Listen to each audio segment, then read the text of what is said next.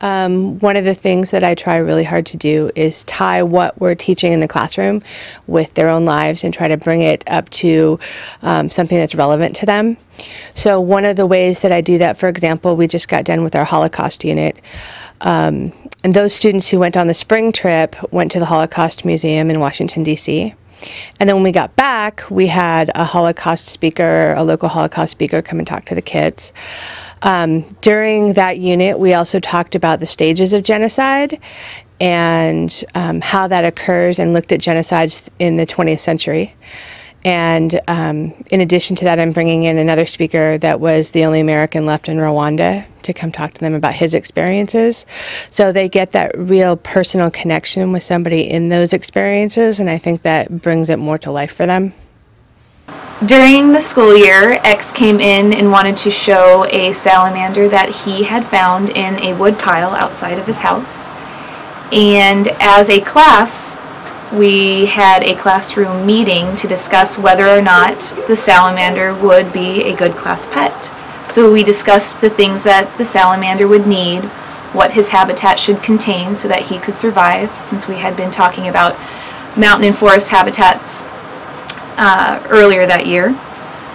So we discussed what the salamander might need, and we realized that we could make an appropriate habitat for him that would be good because it was so cold outside, and then that we would release him in the spring when things warmed up and it was better for him outside. So as a class, we made his habitat. Gavin brought in a terrarium that we could use, and we collected things from outside and talked about what he would need. At recess, students would collect little worms for him to eat, and we named him Dragon, which was very appropriate since we are the Whatcom Day Academy Dragons. In the classroom, I was working with inferring, and as a whole group lesson, I chose a story for the whole group, and it was called Fireflies. I chose this story because I thought the kids would have a great connection to the little boy in the story who collects these fireflies, like we had collected Dragon, the salamander, as our class pet. In the story, the little boy is torn because he loves his fireflies in the jar, but they're not doing so well. They seem to lack the life that they once had. And we were nearing the end of the school year. Xander was having a hard time letting Dragon go. Wanted to know why we had to let Dragon go. He likes it here, and we like seeing Dragon here. And so kind of seeing that bigger picture was hard for Xander. So in this story, the boy collects these fireflies and has to grapple with the thought of letting them go. And so we were able to infer what the boy was feeling, what he might do next, and connect that with how we were feeling in the classroom about letting our own class pet go. Xander? I think he's going to go to sleep and then get up in the morning, then run out and with the jar and open it. Okay, so you think he's going to wait till morning? Yeah. Why do you think that? Because he has to get some sleep, because he's not going to be very awake the next day. So you think he's going to get his sleep and then go let the fireflies out? Because it was probably hard work catching it, too. Probably was a lot of work. Eric, everybody thinks he's going to let them go. Do you think that's the right thing to do? Yeah. Okay. Let's read on and find out.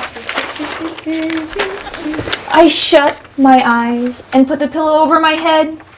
They were my fireflies. I caught them. They made moonlight in my jar, but the jar was nearly dark. I flung off the covers. I went to the window, opened the jar, and aimed it at the stars. Fly! Oh. That's why none of us were right. He didn't even go outside, did he? That's what I meant of going to sleep. Like getting really annoyed. Yeah, that's what I meant.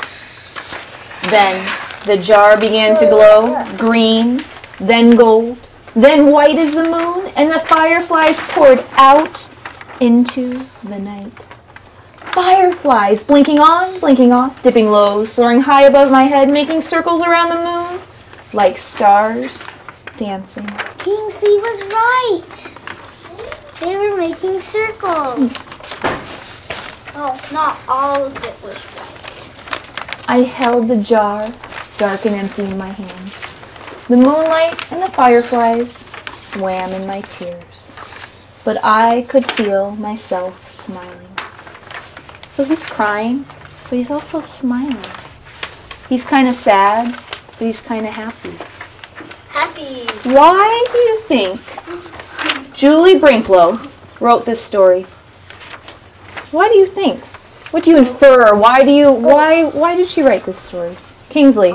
Because part of it was happy and part of it was sad. She wanted to write a book that was part happy, part sad, maybe? What did she want you to get out of it?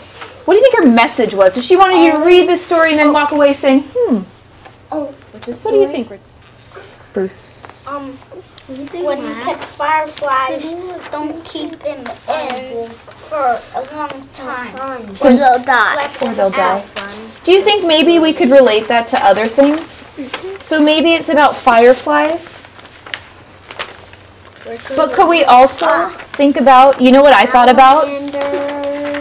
That's what I thought about, Eric. I thought about salamanders. Because we have a salamander in here. And I know we're getting kind of sad, thinking that maybe we'll be letting him go. That's why I said before kind summer. of sad, kind of sad, happy since it was happy that we had him for the week, then it was sad that we let him go. So maybe sometimes it's okay to let things go. We had him for a while. We had him for a while. We got him in like February. Yeah, just like the fireflies. It was okay to catch them, but they weren't really surviving or loving life in there. So do you think he felt kind of proud letting them go too? Yeah. So maybe there was kind of a I'm feeling. happy that it was good for them. Yeah, he was happy he caught him. Oh, for sure. I can see his tail. And when I put the worm in, he was under there.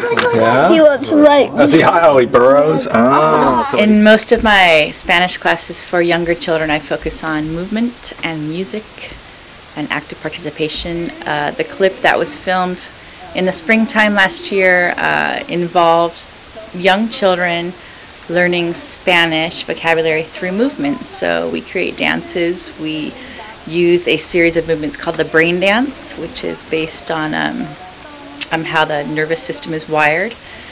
And everything that the children are doing, they are using their body movements and using the Spanish language. So hopefully it is all incorporating together to provide that really early experience in the language.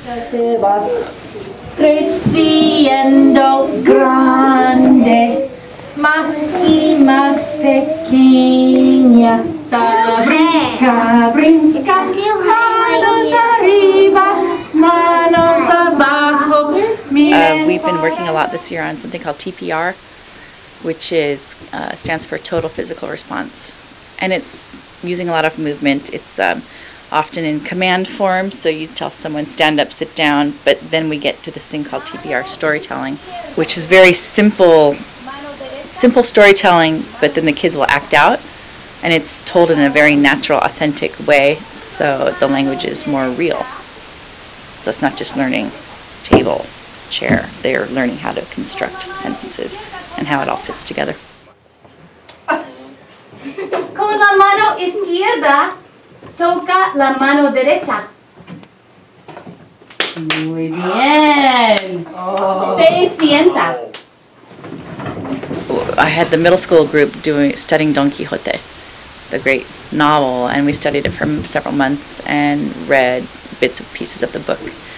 And towards the end, the kids created a puppet show, and they all made puppets and wrote a script and designed backdrops and performed their puppet show for the entire school. So what you'll do, I think, Back like down there. No. there. They can come off for each time we do this, and then we'll put yours up instead. We don't go marching to horses. Windmills and giants. Windmill giants. I can imagine. But only imagine like I thought you said it was really And ride into the dawn. Yeah. I see something we do not want to see. What? The windmills? Windmills? No, Sancho. Those are giants. Giants that work for Freston and Chanta. No, they're windmills. Cloud down. Oh, great. Wait for me, sir. Cloud. Cloud goes down. Cloud. Marcus. Marcus, you have to Cloud. cloud the giant thing in. Okay. All right. Hello. This is me. Don Quixote de la Mancha by Miguel de Cervantes. It's a good book. This dude is hard. Don't like your cheeks vibrate when you have to smile, your cheeks like vibrate. So, in our play that we're going to do, we have people called enchanters, and they're like a wizard, and we have one in our play. And then another word that's in our play is conquer, and that means to take over. Like, there's an island, and you can take it. And then we have 3 people in our play that are really important, and one is called Don Quixote, and he is a knight, but he thinks all the books he reads are true, but they're not, and so he goes crazy. And then there's Preston, and he's the wizard, or enchanter in our play, and he's not real, but Don Quixote thinks he is. And then one last one is Sancho Panza, and he is Don Quixote's best friend, and they go on adventures together. Enjoy the show.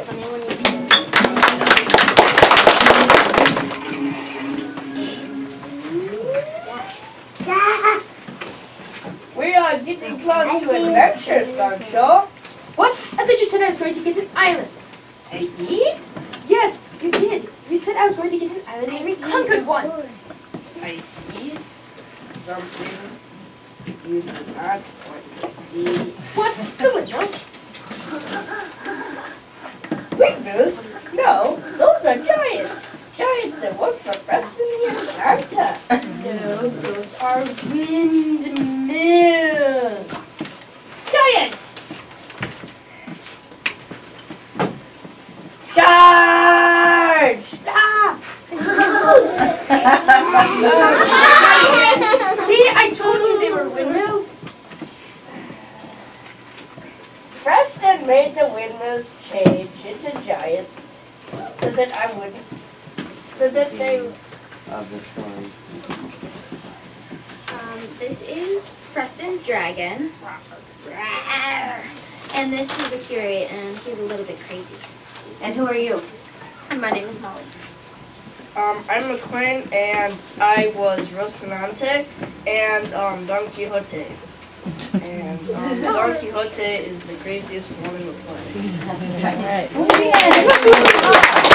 These guys wrote the script and made all the puppets. They did all themselves. All the sets. Did everything Nice. themselves. Bravo! After